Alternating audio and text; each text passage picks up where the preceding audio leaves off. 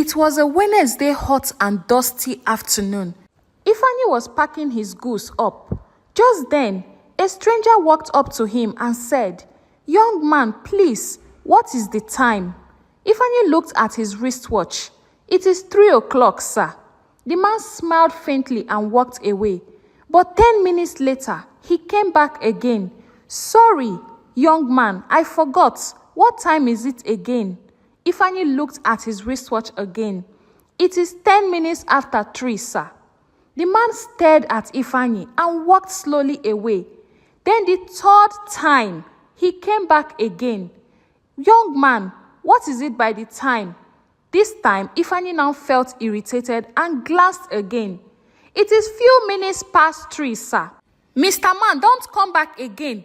Why don't you buy yourself a wristwatch?" The stranger didn't say anything. He just nodded and whispered, "It is done." And he walked away and disappeared into the crowd. Ifeanyi didn't think much about it. That night, Ifeanyi sat at home eating dinner. He told his sister Chika about the weird man. Some people just like to disturb someone. Oh. A man came today and was asking for the time.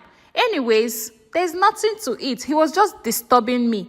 Maybe he has spiritual problem. Chika laughed. You know these people, they always have drama. That night, Ifeanyi woke up abruptly at exactly 3 o'clock a.m. His stomach twisted in pain. He stood up, walked around the room, drank water, and lay back down. As he tried to sleep again, something strange happened. His eyes were open, but his body was frozen.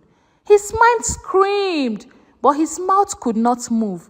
His heart raced. His chest was heavy. He saw a black shadow near the ceiling fan. It just stared at him. Suddenly, the pressure stopped. He gasped for breath and sat up quickly. "God, please, what was that?" He didn't sleep again. Around 5:45 a.m., his eyes finally closed. He slipped into sleep, but not rest. He opened his eyes, and he was no longer in the sitting room. He was standing in a completely different place. There were no stars, no floor, no ceiling, only whispered, "He showed us the time. His time is open now. Let us in." Ifeanyi ran, but his legs moved like he was walking through wet cement. He looked down and saw his body, still asleep on the couch. He was outside of himself. The darkness started getting hot. His soul felt like it was shrinking. He screamed, "I want to go back." The darkness laughed. At exactly 6:45 a.m., Ifeanyi's eyes snapped open. He was sweating heavily, gasping like someone who just escaped fire. He felt a burning inside his chest, not like normal fever, like his very soul was overheating. He called his mother. "Mama, Mama, I think something is wrong with me." He explained everything. The man in the market, the stomach pain, the shadow, and the dream. Mama's face changed. "We must go and see Dibia. Sometimes it takes only 1 second, 1 glance, 1 word to open a door that was meant to stay shut." He showed us the time. Now his time is no longer his own. The sun had not fully risen. The sky was still grey when Mama and Ifeanyi arrived at Dibia's hut, deep inside the bush paths behind Umocha's stream. Dibia Nze was old. His face was full of tribal marks. His eyes red from palm wine or from visions no one ever knew. He looked at Ifeanyi and didn't greet him. The boy had already crossed the border between day and night. He said, "Mama knelt. Biko Dibia, help us. My son has not been himself." Dibia asked Ifeanyi to sit before a clay pot filled with water. He dropped 3 cowries into the pot. They didn't float. They sank and the water turned black. "What you touched was not a man," the Dibia finally said. "He is a soul collector. His real name is Uche Obi, and he was buried without peace. His spirit cannot stay in the land of the dead, so he roams, borrowing time from the living. Ifeanyi's heart dropped. So what does he want from me? Dibia looked him in the eyes. He wants to live again, and now you've become his doorway. Mamugo begged the Dibia. Is there no way to break it? There is, the Dibia said, but it comes with danger. He gave Ifeanyi a warning. Tonight, you must sleep alone. No lights, no sound, no prayer. This spirit has already seen your fear. Now it must see your courage. When he comes, do not run. Do not speak. Do not blink. Let him speak. If you survive, you will be free. But if you don't, I'm sorry. There's nothing I can do. Ifeanyi sat in a dark room. Heart was pounding. The walls creaked. Wind pushed against the windows. Around 3 o'clock a.m., the air went cold and heavy. He couldn't breathe. He couldn't breathe well at all. Then he saw him, the man from the market, but now with dark eyes. And the man said, "You showed me the time. Now show me the way. I only need to borrow your name just for a short while." Ifeanyi wanted to scream, but he remembered the Dibia's words. He said nothing. And the body said, "Just say yes. Say your name out loud, and I will leave your body before morning." But Ifeanyi still did not speak, and he did not show any sign of fear, even though he was very afraid. Suddenly, the shadow screamed and vanished. When dawn broke, Ifeanyi was found lying on the floor unconscious. On his chest was a black burnt handprint, like something tried to pull his spirit out. Dibia arrived shortly after and shook his head. "You were strong, but the spirit is not finished with you. There are 3 gates it must pass through: your name, your blood, and breath. You have protected the first, your name. Now you must guide your blood." Later that day, Ifeanyi noticed a cut on his arm, small like a scratch from a razor blade.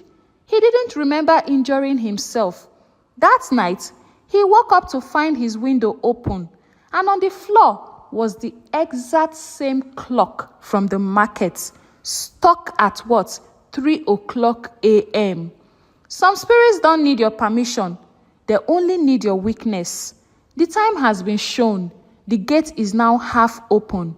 The next day, Dibia arrived and prepared a special bath made from bitter leaf, charcoal, and palm oil, and gave it to Ifeanyi. Ifeanyi was told to bath in silence before sunrise for 3 days. On the 3rd day, Ifeanyi slept again, but this time, instead of darkness, he found himself standing at a gate of light. He heard a voice say, "Your time is not his. Your soul has been reclaimed." When he woke up, the house was peaceful. Even the air smelled cleaner. A week later, Ifeanyi returned to the market. He didn't see the man again, but he noticed something strange. Every day, at exactly 3 o'clock p.m., a dog near his store would bark and run around in cycles. He told the Dibia, and the Dibia said he might still be searching for another person that will respond to the time, but he cannot reach you again. Anybody that responds to his question on what is the time will be the next victim. And Ifeanyi told the Dibia, maybe I should announce to everybody in the village and in the markets not to respond to any stranger's question on what the time is. And Dibia said, Ifeanyi, you can't do that. It is not in your place to inform the villagers about the stranger. Just make sure that you don't respond to any stranger asking you for the time. And Ifeanyi sincerely hoped that another innocent soul won't fall victim to this spirit's question. And that is how the story ended. To you, my darling viewers, not everyone who asks for your time is late. Some are trapped. When your spirit is restless, listen before it fades. Our world is not the only one. Protect your soul. If you ever experience sleep paralysis or strange dreams that repeats, don't ignore them. Speak to someone, your pastor, imam, traditional elder, or a counselor. Keep your spirit strong through prayers, clean living, and community. Sometimes, the spiritual world uses symbols like time, mirrors, or dreams to pass messages. Never share your time, name, or shadow with strangers acting strangely. Be careful. The world is deeper than we think. Thank you so much for listening to my story. I hope you learned a lesson. My name is Onyi of Onyi Stories and Folktales, and please, if you haven't subscribed to my channel, kindly click on the subscribe button, turn on the notifications, so when I post more interesting and life lesson filled stories like this, you'll be the first to get them. And if you're a returning subscriber, hey, thank you so much for your support. Thank you for always coming back. You know you're the real MVP, right? And seriously, I do not take your support for granted. And please trust me when I say I have loads and loads of interesting stories on my channel that you would love. So please relax, take a popcorn, sit on my channel and watch each and every one of my stories. Trust me, you won't just be entertained and you won't just find them interesting.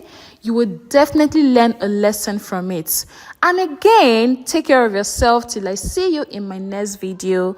Bye.